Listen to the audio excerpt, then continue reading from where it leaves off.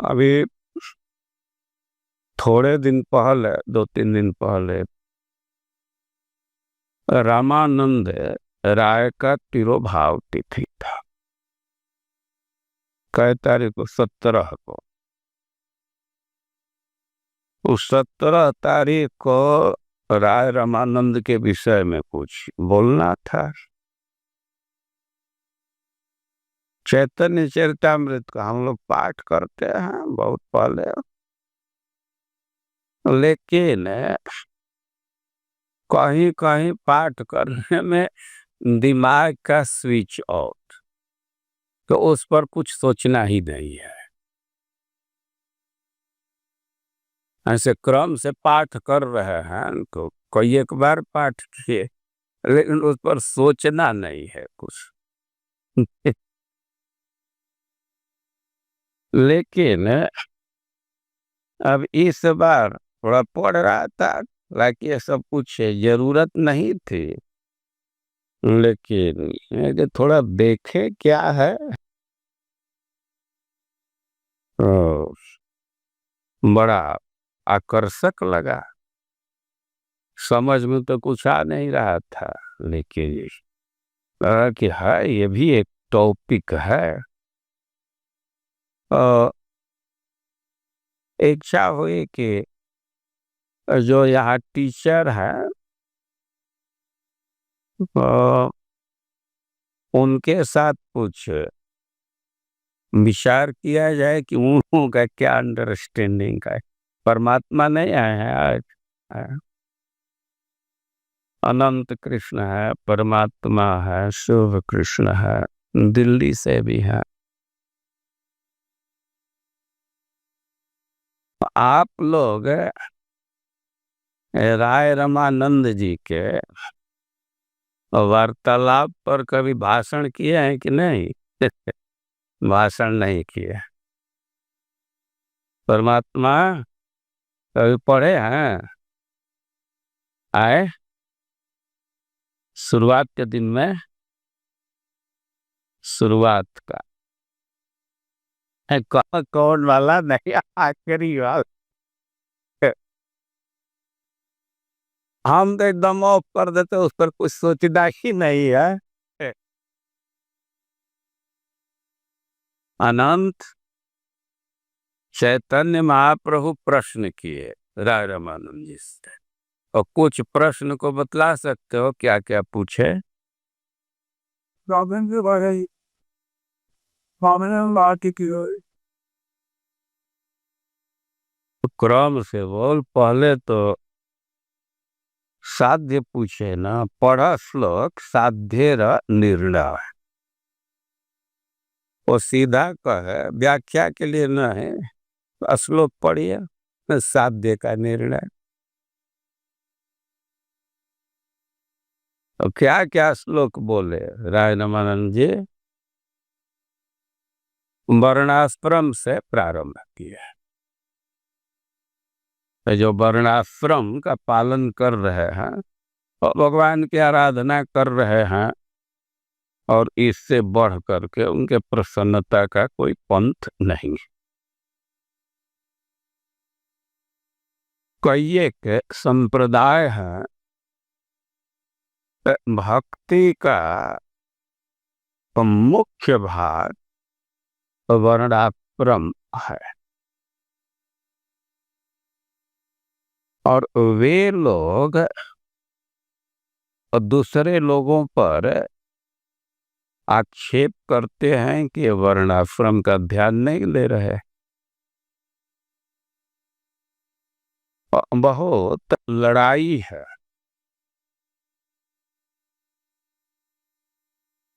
लेकिन चैतन्य महाप्रभु उसको नकार दिए न। फिर तो बाहरी चीज है।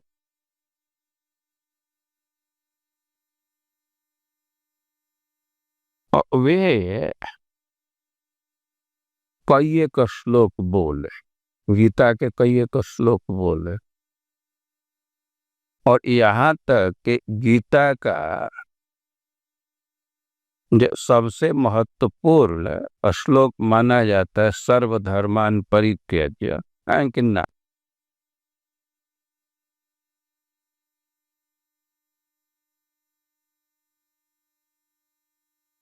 अ, कई तो श्लोक बोले असंतुष्टि व्यक्त के, कुछ कुछ श्लोक बोले दास्य भाव कथा श्रवण तो संतुष्टि व्यक्त की। और ऊपर सख्य भाव, वात्सल्य भाव, माधुर्य भाव, ये बात कहे तो कहे कि यह उत्तम है। और साध्य के निर्णय के विषय में प्रश्न कर रहे थे, चल रहा था। पर इसके बाद वे कृष्ण तत्व के विषय में प्रश्न पूछे, कृष्ण तत्व बतलाइए।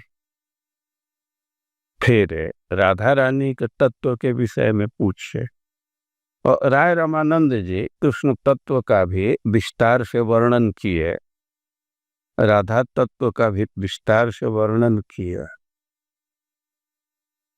इसके बाद चैतन्य महाप्रभु प्रश्न किए कि हम विलास के विषय में श्रवण करना चाहते हैं।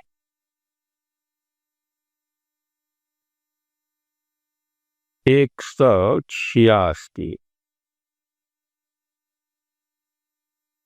प्रभु कहे 186 चैप्टर 8 प्रभु कहे, जानी लूं कृष्ण राधा प्रेम तत्व, सुनीते चाहिए दुहार विलास महत्व। है कि कृष्ण तत्व के विषय में भी सुना, राधा तत्व के विषय में भी, प्रेम के विषय में भी, तो सुनित चाहिए दुहार विलास महत्व। हम उनके विलास के महत्व को सुनना चाहते हैं। तो प्रश्न कर रहे हैं, तो राय रामानंद जी देर नहीं कर रहे। राय कहे, कृष्ण है धीर ललित और निरंतर काम क्रीड़ा जाहार चरित। और विलास के विषय में प्रश्न किए तो उत्तर दिए कि कृष्ण धीर ललित था। और धीर ललित का मतलब कि निरंतर काम क्रीड़ा जाहर चरित। उनके चरित्र में तो बस रात दिन काम क्रीड़ा है। धीर ललित का लक्षण दिया गया है कि विदग्ध नवतारुण्य। तो विदग्ध होता है, नवतरुण होता है, परिहास विशारद, और परिहास में बहुत दक्ष होता है। निश्चिंत धीर ललित, वो निश्चिंत होता है। और स्यात् प्रायः प्रेयसी वश, धीर ललित के परिभाषा में एक बात कह रहे हैं कि स्यात् प्रायः प्रेयसी वश, वह लगभग प्रेयसी के अधीन होता है। अब विलास के महत्व को सुनना चाहते हैं, यही चैतन्य महाप्रभु का प्रश्न है। सुनित चाहिए दुहार विलास महत्व। कृष्ण के विषय में कह रहे हैं कि स्यात् प्रायः प्रेयसी वश, वो प्राय प्राय अपने प्रेयसी के अधीन होते। अब आप थोड़ा समझ सकते हैं कि विलास का क्या महत्व है, क्या अद्भुत है, शक्ति है विलास की। वे प्रेयसी के अधीन हो जाते हैं। अब कृष्ण की स्थिति क्या है? वे सर्वज्ञ हैं, सब जगह जा सकते हैं, अनंत हैं, उनका कोई और छोर नहीं है, विभु हैं, व्यापक हैं।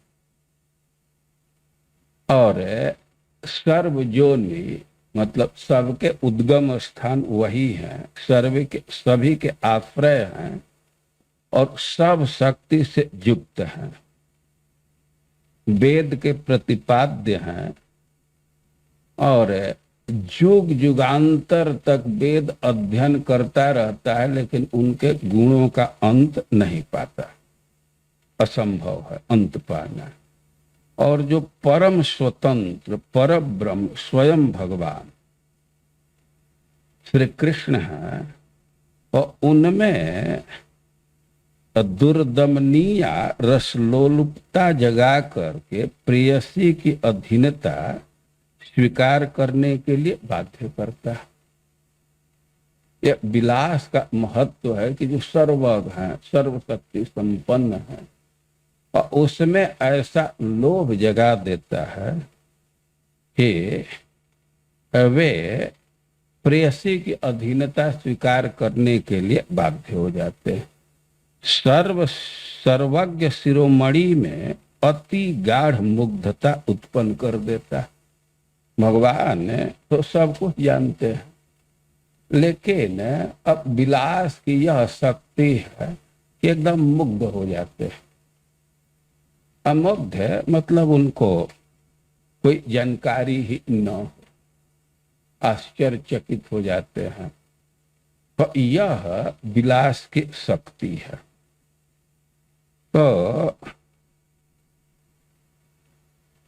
विलास के विषय में प्रश्न किए तो उत्तर यही दे रहे हैं कि वे धीर ललित हैं और धीर ललित में और सब गुण तो है कि वे प्रेयसी के अधीन है और जो व्यापक है सर्वज्ञ है उसकी स्थिति हो जाती है कि एक कुंज में वह सिमट जाता है और वहां से हटता नहीं है। और कह रहे हैं कि निरंतर काम क्रीड़ा जाहर चरित, अब एक ही काम रह जाता है क्रीड़ा करना। रात्रि दिने कुंज क्रीड़ा करे राधा संगे, कैशोर वयस सफल कैला क्रीड़ा रंगे। और रात दिन बस राधा रानी के साथ विहार करते रहते, काम क्रीड़ा करते रहते। तो ऐसे वर्णन किए तो प्रभु कहे एहो है, आगे कहा कि ठीक अच्छा वर्णन किए लेकिन और इसके आगे बतलाइए। तो राय कहे इहा वही बुद्धि गति नहीं आर, है कि इसके आगे तो हमारे बुद्धि की गति नहीं। अब इससे आगे तो हमको कुछ समझ में नहीं आ रहा।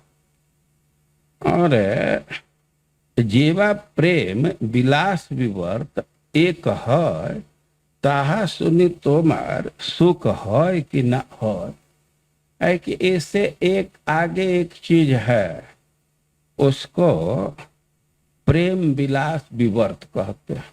लेकिन हमको संशय है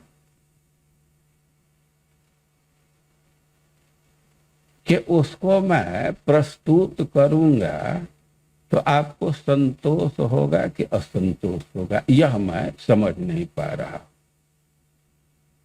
तो इत बोली आपन कृत गीत एक गाइल प्रेमे प्रभु स्वहस्ते तार मुख अच्छा दीत।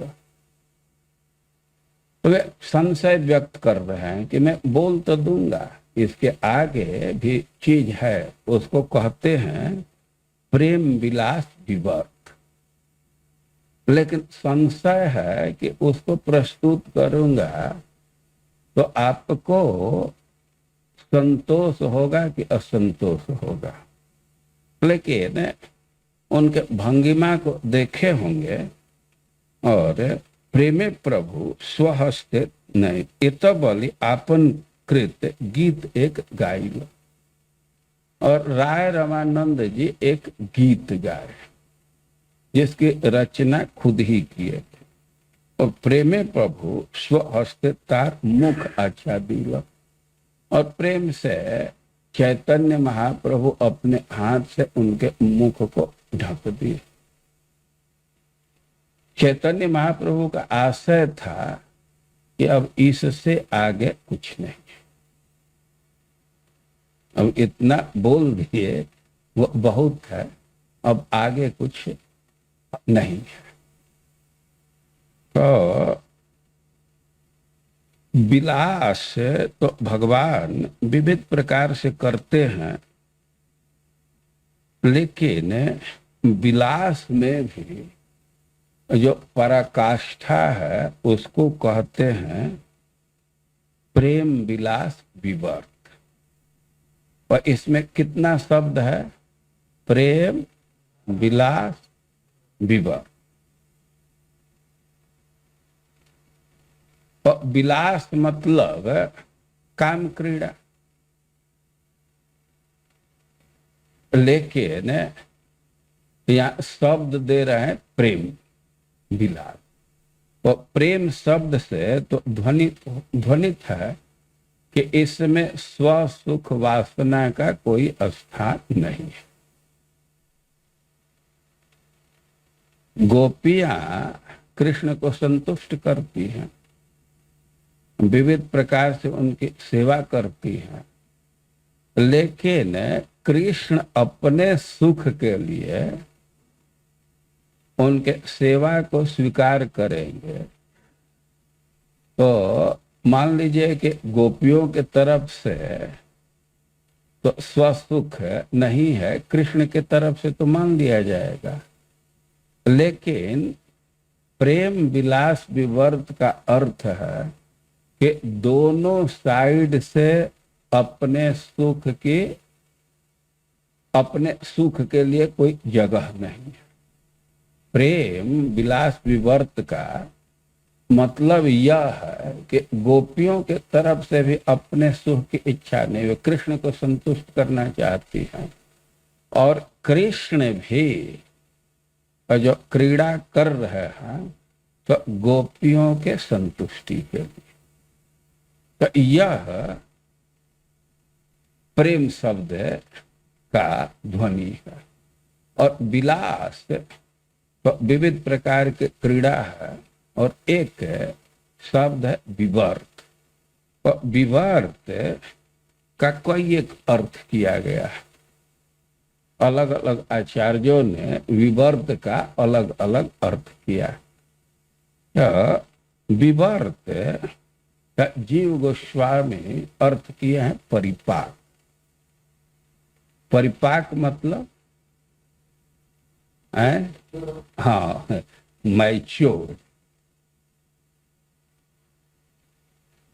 जो फल रूप है, रिजल्ट जैसा है वो हुआ परिपाक। और चक्रवर्ती पाद अर्थ किए हैं विपरीत। विवर्त मतलब विपरीत।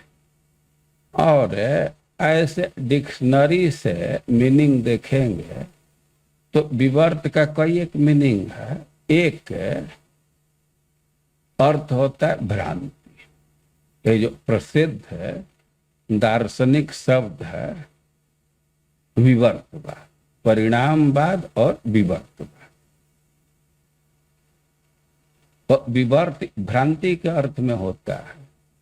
रज्जु सांप के रूप में दिख रहा है, विवर्त है, वहां सांप तो है नहीं ना। और भ्रांति के अर्थ में इसका प्रयोग किया जाता है। तो ये तीनों अर्थ इसमें अप्लाई किए जा सकते हैं। सच्चाई यह है कि यह चरमावस्था है। विलास या प्रेम विलास वैवर्त का अर्थ किया गया है कि विलास मात्रैक तन्मयता।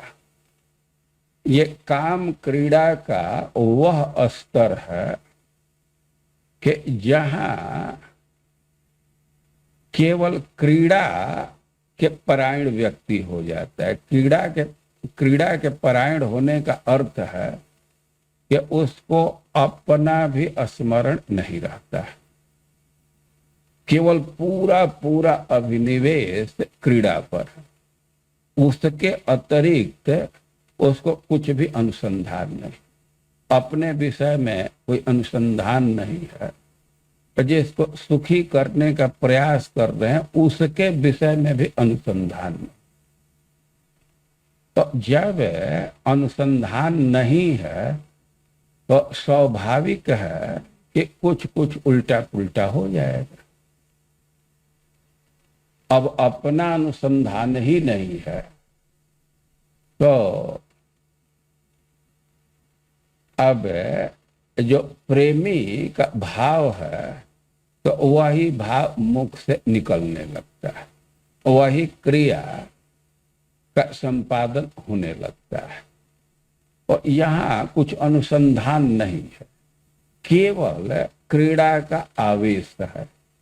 अब क्रीड़ा का आवेश अवशिष्ट है, कुछ दूसरा नहीं है, तो कुछ कुछ विपरीत चीज भी देखने को मिलती है, कुछ भ्रांति का अवसर भी वहां आ जाता है। जैसे भ्रांति का एक अवसर का उदाहरण है कि राधा रानी तमाल के वृक्ष को देखती है, तो तमाल के रंग को देख करके उसी का आलिंगन करने लगती है। तो एक भ्रांति हुआ ना, कृष्ण के जगह पर तमाल का ही आलिंगन करने लगती है।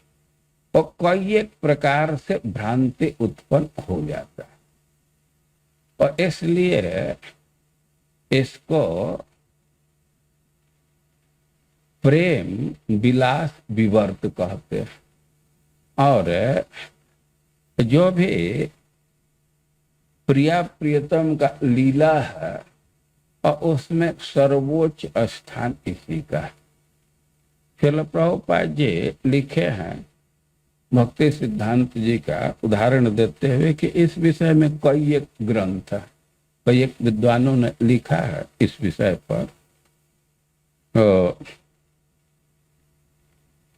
अब इसी सिद्धांत को प्रस्तुत करने के लिए, इसी तथ्य को प्रस्तुत करने के लिए राय रमानंद जी अपने द्वारा रचित गीत को बोल दिए। गीत है पहले ही राग नयन भंगे भेल, कि प्रारंभ से ही आंख के संपर्क से, आंख के संचालन से तो प्रेम उत्पन्न हो गया। अनुदिन बाढ़ल अवधि न गेल, और वो प्रेम निरंतर बढ़ता गया, लेकिन अभी तक सीमा को प्राप्त नहीं किया है, अभी बढ़ता ही जा रहा है। और ना सो रमण ना हम रमणी, दुहुमन मनोभव पेशल जानी। ये सखी ये सब प्रेम कहानी, कानूठा में कह भी बिछुरल जानी। तो यह जो गीत है और यही प्रेम विलास विवर्त को प्रस्तुत कर रहा है।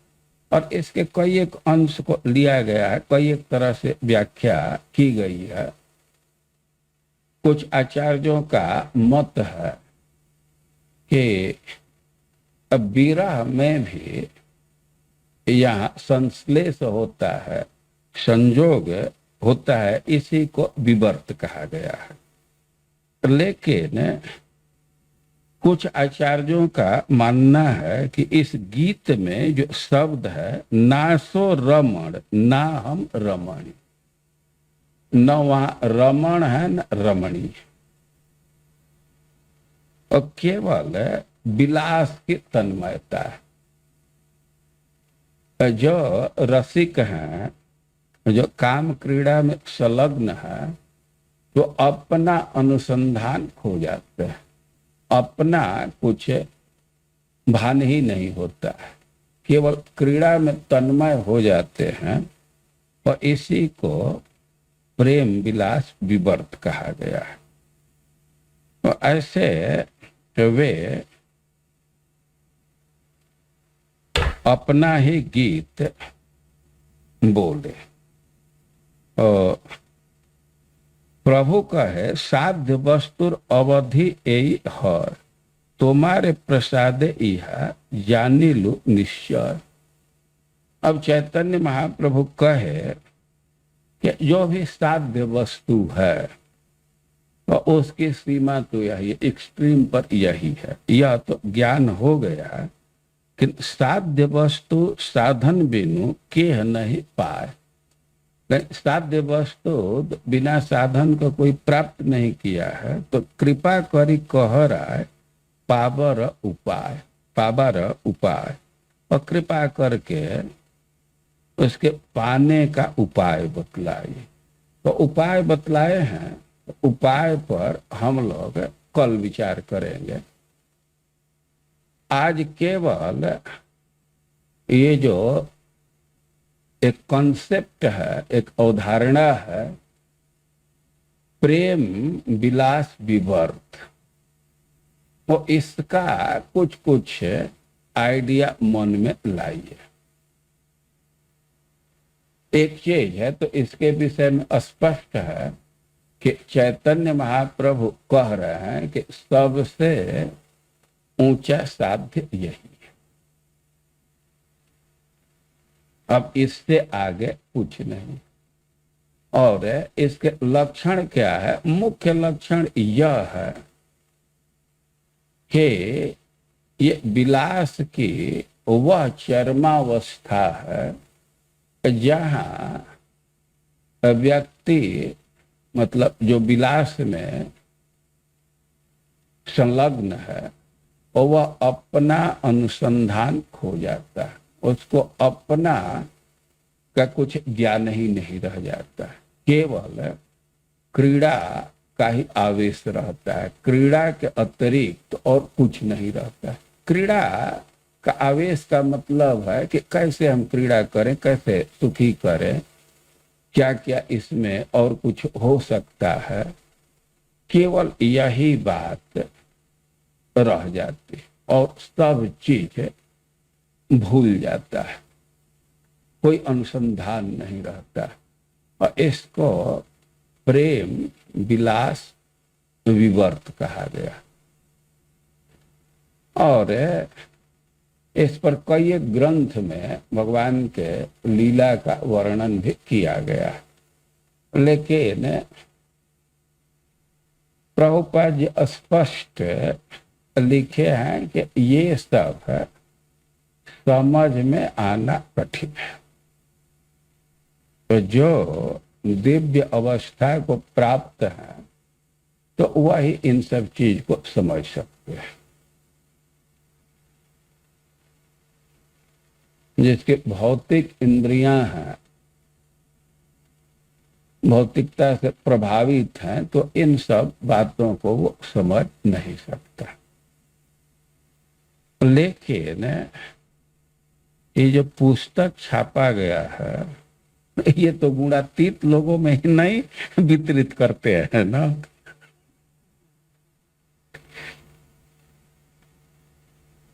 इसको केवल वैकुंठ में ले जाकर के वितरित तो कर नहीं रहे हैं। तो उसका अनुभव हो या न हो, कम से कम शब्द की एक परिभाषा तो मन में आना चाहिए। हम तो बहुत दिन से पाठ कर रहे हैं, लेकिन हम कभी इस पर ध्यान नहीं दिए। इस बार धर्मात्मा प्रभु क्लास दे दिए, थोड़ा देख रहा था और मन में आया कि ये क्या है। तो हम अनुभव किए कि हो सकता है कि हमारे जैसे और भी बेवकूफ हों, थोड़ा उनकी सहायता कर देनी चाहिए। अनंत पढ़े हो पहले से आए इसकी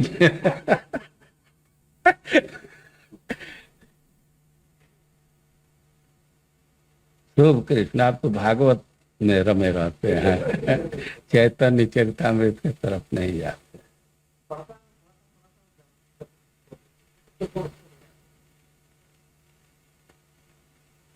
लेकिन जो साध्य के विषय में प्रश्न किया गया है, साध्य का मतलब है कि पहले तो है कि भाई वर्णाश्रम के पालन करते हुए, फिर कर्म का त्याग करके, फिर ज्ञान का त्याग करके, फिर धर्म का त्याग करके। लेकिन चैतन्य महाप्रभु है कि ना, त्याग करके मतलब कि पहले तो था ना। यह तो उत्तमा भक्ति का लक्षण नहीं। जो स्वाभाविक भक्ति है वो उत्तमा है। भक्ति भक्ति में अंतर है।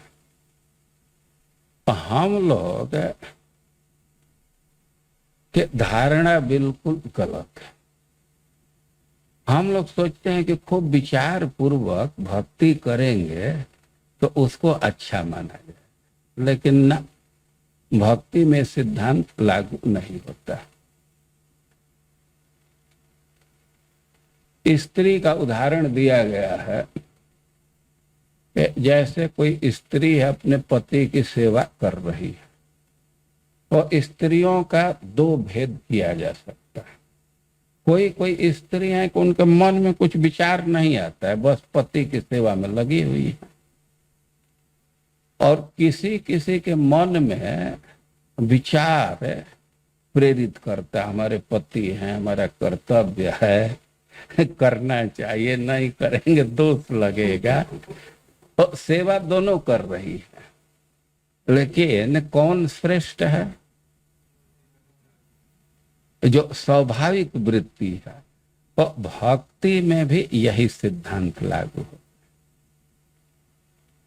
लेकिन हम लोगों की धारणा कुछ दूसरी है। एक बार हम लोगों के गुरु महाराज कहे ऐसे बातचीत में कि हमारा तो प्रारंभ से ही कृष्ण के प्रति सहज लगाव, बिना विचार के लगाव। और उस समय हमको इसका कुछ महत्व नहीं समझ में आया।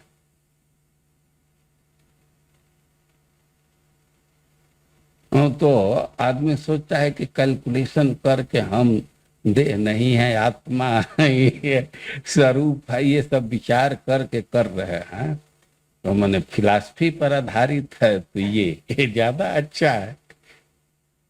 क्यों? पद्मनाभ यही धारणा है ना, फिलॉसफी पर आधारित होना चाहिए। लेकिन भक्ति का यह सिद्धांत नहीं। निर्गुणा भक्ति की परिभाषा किए हैं कपिल देव। क्या परिभाषा है? देवा नाम गुणलिंगा नाम आनुश्राविक कर्मण सत्वैकतान मतयो वृत्ति स्वाभाविकी।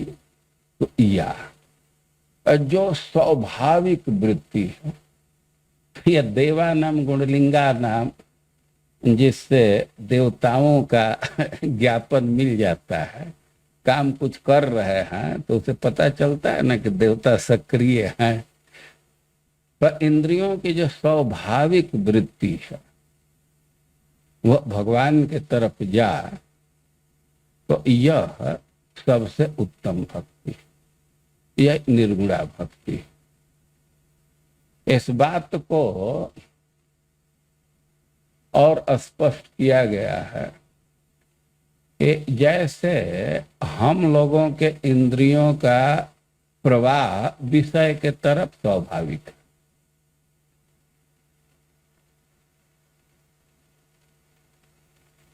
कोई ट्रेनिंग करने के बाद ये इंद्रियों का प्रवाह नहीं जाता है उधर।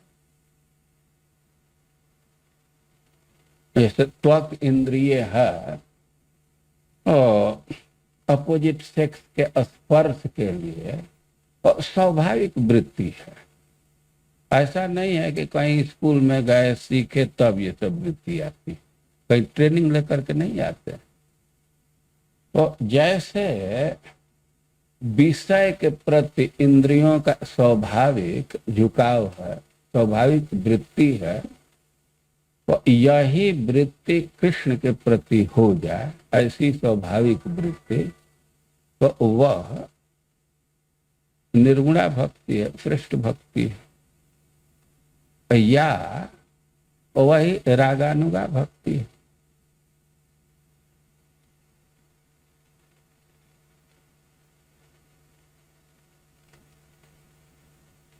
और साध्य वस्तु का निर्धारण करा रहे हैं चैतन्य महाप्रभु, और उसमें कई एक स्तर आ गया। और चैतन्य महाप्रभु 3 प्रकार के टिप्पणी किए। एहो बाह्य, आगे कह आ। तो जहां तक ये कहें कि एहो बाह्य, तो समझना चाहिए कि नॉर्मल से वो नीचे। तो जो भक्ति का स्तर होना चाहिए सामान्य रूप से जो अपेक्षित है, तो उससे नीचे है। और कुछ कुछ साध्य के विषय में वे कहें कि एहो है, मतलब वह सामान्य रेंज में वहां पहुंच सकते। और जहां कह दिए कि ये हो उत्तम, तो उत्तम कह दिए तो उसका अर्थ है कि सामान्य जीव वहां नहीं पहुंच सकते, वो परिकरों के लिए है। पहले तो भक्ति के विषय में कहे कि परिकरों के लिए है, सामान्य जीव उसको प्राप्त ही नहीं कर सकता। अब परिकरों में भी जो कृष्ण की सेवा है, और कुछ कुछ ऐसी सेवा है, कुछ कुछ ऐसी भक्ति है कि वहां दास सख्य वात्सल्य का पहुंच नहीं है। तो वहां केवल माधुर्य भाव वालों का ही पहुंच, वही संपादित कर सकते। और माधुर्य भाव में भी सबसे ऊपर है प्रेम विलास विवर्त। तो यह एक निर्धारण हो गया साध्य वस्तु का। जो सबसे ऊपर का है उसको भी बतला दिए, लेकिन अब आगे पूछ रहे हैं कि कैसे प्राप्त होगा। जो उच्चतम भक्ति है और उसके प्राप्ति में गोपियों का बहुत भारी महत्व, सखियों का बहुत भारी महत्व, उनका अनुगत्य चाहिए। और इसी से जो भी हम लोगों के भक्ति का सिस्टम है वह बिल्कुल व्यवस्थित है। रोज तुलसी वंदना करते हैं और क्या क्या प्रार्थना करते हैं। पहले तो वृंदावन का, फिर आए विलास कुंज दिखा दर्शन, इसके बाद मोरा ये तो हुआ। इसके सखी यही निवेदन सुना, सखीर अनुगता कर। सखी का अनुगत्य बहुत महत्वपूर्ण है। जब तक सखियों का अनुगत्य नहीं प्राप्त होगा तब तक इस लीला में प्रवेश नहीं। और प्रवेश के बात नहीं है, वो लीला का संपादन ही नहीं। वो प्रिया प्रियतम है, उनका लीला पूर्ण है, स्वयं प्रकाशित है, क्या क्या सब है, लेकिन सखी के अभाव में वो परिपुष्ट नहीं हो पाता है। तो एक्चुअली हमको उसी अंश पर कुछ कुछ बोलना है, और उसको हम लोग कल देखेंगे क्या कह रहे हैं सखी के विषय। ठीक है, हरे कृष्णा। ये इतना ही आप लोग सुन लिए, यह बहुत महत्वपूर्ण होगा इस अर्थ में कि अब आप अपने से पढ़ेंगे तो कुछ समझ में आएगा, और इतना नहीं सुनेंगे तो फिर वही स्किप ही करना होगा। इतना सुन लेने से ही अपने से पढ़ने में सुविधा हो जाए। हाँ बोलिए। आप वो बता रहे थे कुछ त्यागने के अर्थ में, जैसे वो शायद सर्वधर्मान परित्यज्य को बाह्य क्यों कहा, मैं समझ नहीं पाया। आपने कहा था कुछ त्याग है, कुछ त्याग रहे हैं इसलिए बाह्य, समझ नहीं पाया वो बात। आप बता रहे महाप्रभु ने कहा कि सर्वधर्मान परित्यज्य को भी बाह्य कहा है, कि कुछ था पहले से उसको त्यागा फिर भगवान के पास। पहले धर्म रखे हैं तभी त्यागेंगे ना।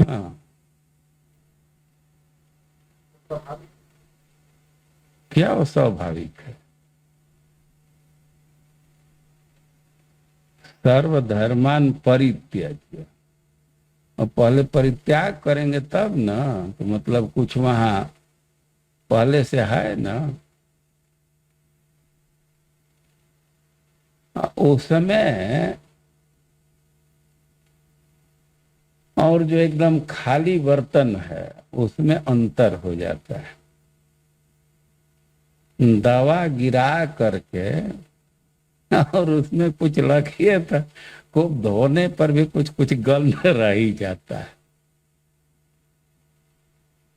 एक बार दवा रख दिए, बढ़िया से धोने पर भी कुछ है गंध रह जाता है।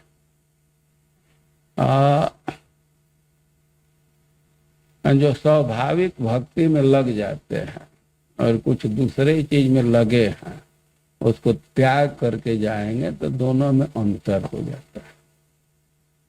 और केवल यही अंतर नहीं है, जो नित्य परिकर हैं वे भक्ति में लगे हैं और उसी जगह पर साधक भी चला जाएगा, लेकिन आस्वादन एकदम एक रूप नहीं होगा। दोनों के स्तर में कुछ न कुछ अंतर रहेगा।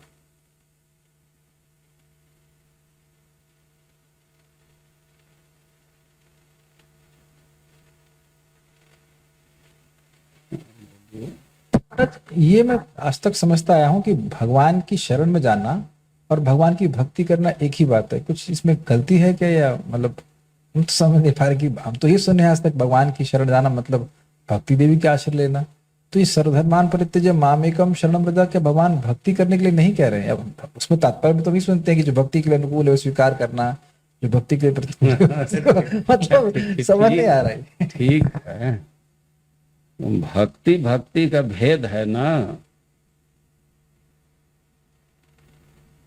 हम लोग विश्वविद्यालय में उस परीक्षा के लिए तैयारी करना था और गीता की भक्ति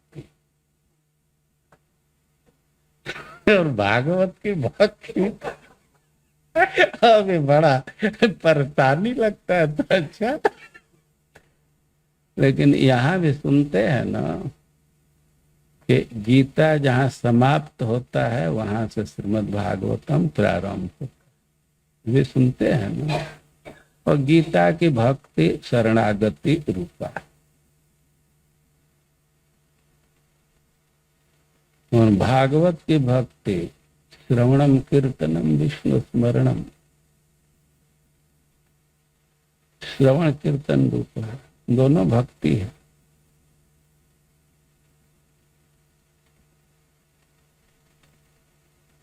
उन दोनों में बहुत अंतर भी नहीं है। शरणागति का अर्थ क्या है?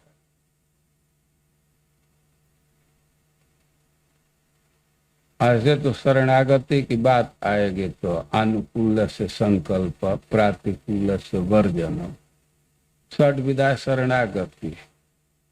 लेकिन अब जीव गोस्वामी जो संदर्भ लिखे ये सब के विश्लेषण के लिए, तो वे अंग और अंगी बतला, ये 6 है लेकिन एक उसमें मुख्य। शरणागति का मुख्य रूप है तवास्मे इति वचन वदन वाचा, वाणी से बोल रहा है कि मैं आपका हूं, और तथैव मनसा भी, ऐसा नहीं केवल वाणी से बोल रहा है, मन में कुछ और बना करके रखा है। ठीक ऐसा ही मन से भी सोचना है। और तन्वा तद स्थान माश्रित्य, शरीर से उनके स्थान का आश्रय ले। मोदते शरणागत, जो शरणागत है प्रसन्न रहता है। और तन्वा तत्स्थान माश्रित्य, भाई शब्दार्थ तो यही है कि शरीर से उनके स्थान का, उनका जो भी मंदिर है उन्हीं का स्थान है। लेकिन इस शब्दार्थ पर नहीं है, आचार्य लोग स्पष्ट लिखे हैं तत्स्थान मतलब उनके लीला स्थली का आश्रय लेकर के। तो लीला स्थली का आश्रय ले लिया, अब तो स्वाभाविक ही और सब भक्ति से संपर्क हो जाएगा ना।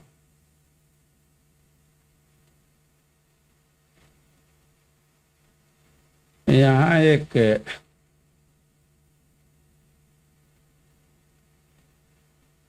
सात दिन का क्लास चला था, रमाकांत प्रेरित किए थे। कोई श्लोक था तो एक ही श्लोक पर और 7 लोगों को बोलने के लिए दिया गया। लगता है कि लॉकडाउन का टाइम था क्या, वो क्लास उधर हो रहा था, मेन मंदिर में हो रहा था। नहीं, वो तो अलग से हुआ था। हम जो श्लोक इस पर आए क्या, हम जो श्लोक रहा हो, और सार्वभौम भट्ट, ये सार्वभौम दास, सार्वभौम प्रभु जी हम बोले कि शरणागति का अर्थ है गुरु का आश्रय लेते।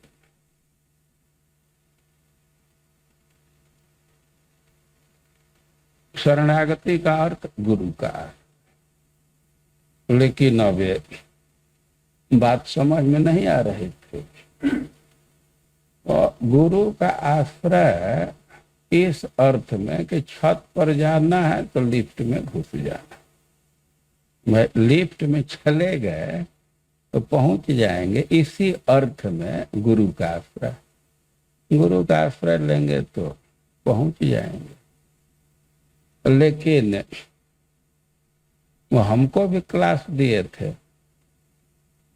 और हमारे सामने भी समस्या थी, तो कैसे समझा जाए, तो वो भक्ति संदर्भ, तो वहां भेद कर दिए कि 6 शरणागति है, लेकिन अंग और अंगी का भेद है, और किसी को अंगी कहे और को अंग कहे। और चैतन्य चरितामृत में भी इस पर डिस्कशन है। इन शरणागति का अर्थ है तन्वा तत्स्थान माश्रित्य, शरीर से भगवान के लीला स्थली का आश्रय।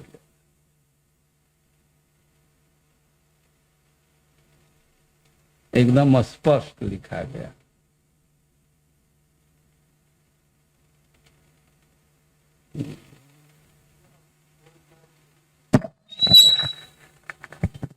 जहाँ उत्तम बोला गया है वहां फिर सिर्फ परिकरों के लिए है। उसको साध्य की कैटेगरी में रखने का मतलब, फिर उसको साध्य की कैटेगरी में रखने का मतलब क्या है? प्रेम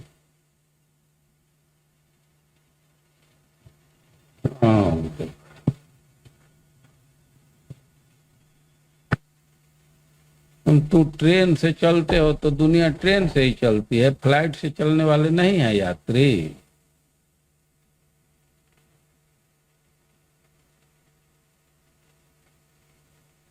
जो साधक के लिए है वो तो एक बात तो हुई, लेकिन ये व्यापक अर्थ में जानना चाहते हैं ना, भक्ति का क्या रेंज है। कृष्णदास कविराज गोस्वामी नमस्कार किए हैं, जार मुखे प्रभु कैला भक्तिर विस्तार, और भक्ति का क्या रेंज है, तो इसको जानना चाहिए ना।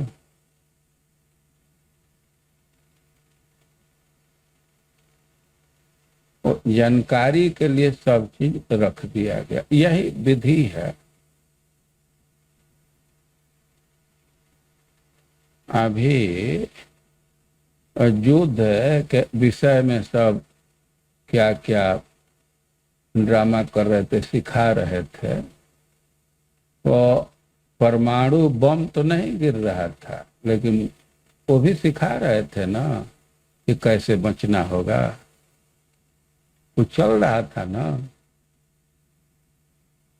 तो भाई क्या क्या संभावना है, क्या क्षेत्र है, सबको लेकर के अध्ययन करना होता है ना।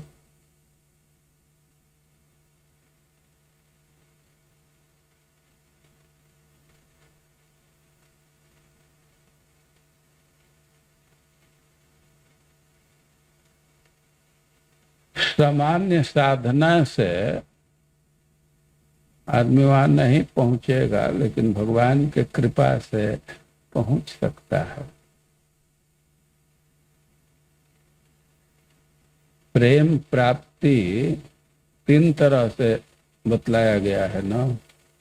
साधना से, भगवान की कृपा से, भगवान के भक्तों की कृपा से। और भगवान के कृपा का भी बहुत बहुत भेद किया गया, संकल्प से, दृष्टि से, वचन से। और भगवान की क्षमता है, उनकी विशेषता है कि वे साधन और पात्रता दोनों एक साथ प्रदान कर देते हैं। पात्रता भी प्रदान कर देंगे।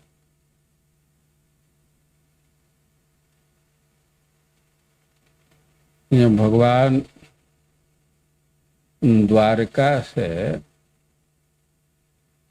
मिथिला जा रहे थे, और उसमें वर्णन आया है कि जिस पर दृष्टि पड़ी या जिसकी दृष्टि भगवान पर पड़ी, तो अपने दृष्टि को वापस नहीं ले पाए। और इस समय तो ठीक से याद नहीं है, लेकिन भगवान की क्षमता है कि पात्रता भी प्रदान कर देते हैं। लोग जगने से भगवान कुछ एक्सटेंशन भी दे सकते हैं।